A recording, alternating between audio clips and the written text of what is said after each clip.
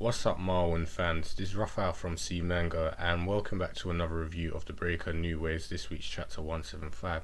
So first off, I'm kind of annoyed, and no, I'm not annoyed with the chapter. I'm kind of annoyed with the fan base. I was reading some of the comments today, and majority of them were people complaining and cursing the authors again. And it's a bit upsetting to see this, considering they did explain the situation. You know, they're short of staff, two artists up and left.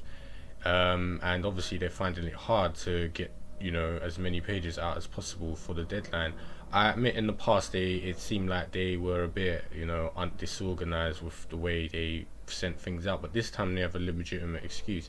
Two staff just up and left, and they're still bringing out chapters in this good quality. Like, the manga never fails in terms of artwork. Yeah, maybe we'll get short amount of pages, the story might be a bit crap in a certain week, like today it was limited, but they're still doing amazing artwork, and they're still producing it, and they keep in contact with us and let us know what's going on. So I say ease up a bit, guys. Come on, like, it is hard. It is a hard business, but I have to admit I loved the artwork we saw today, despite the shortness of it.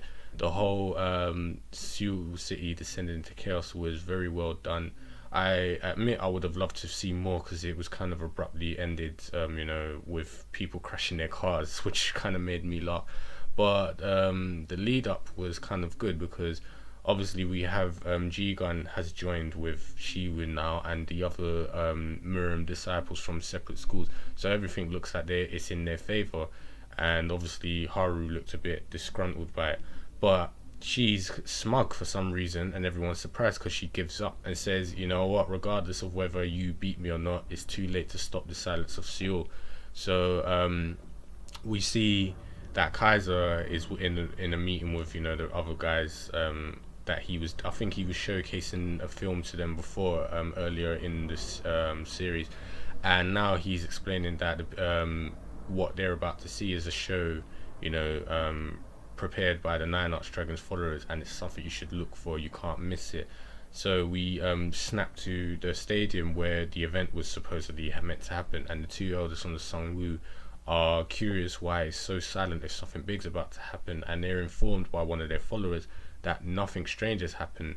And as soon as he said that, things have gone chaotic. The lights have gone off, communication room has apparently shut off, and they've shut off the lights. And then Chun-Woo appears on the big screen, and he's staring out of Seoul Tower, and we have like a speech coming up with they're explaining that Seoul capital was not recently changed. It's been changed so that the lights never go out. It's the capital of Korea, so the lights will never go out for 24 hours. But today we will change that. We will silence Seoul, and we do this in the name of the Nine Arch Dragon. So from here there wasn't much dialogue, but I enjoyed it, because if this series ever got animated, I could imagine the transitions from several different locations. It shows various images of Seoul city, like train station, buildings, a boat, another stadium, things like that. Just people going about their normal daily or lives at night, and obviously not having a clue what's going on. And then we see the amazing 2-page spread of Seoul. Like, the first double page spread was in with it all lit up, all the electronics are on and everything. The city is fine. Then we move to the second double page spread. It's the same one, but it's completely blacked out, and then utter chaos ensues straight after that. And cars are crashing, like I said, people are going crazy. All forms of electronics, communication gadgets have been shut down, and this is the chaos Kaiser was talking about. So it actually surprised me, because all this time we've been led to believe that there's bombs planted all over Seoul City. They're going to set it off and cause chaos that way, but in fact they've done it in a more subtle and quiet way. Literally, the silence of Seoul. They've silenced Seoul City completely. Everyone is out at night, so it's completely dark now.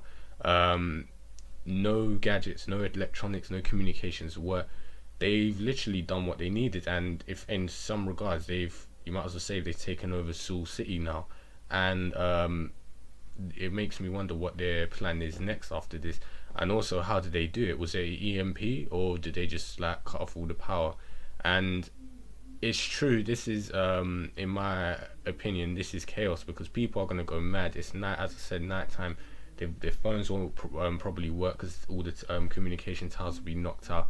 People can't drive, people can't see, boats, train stations, everything's all gone down.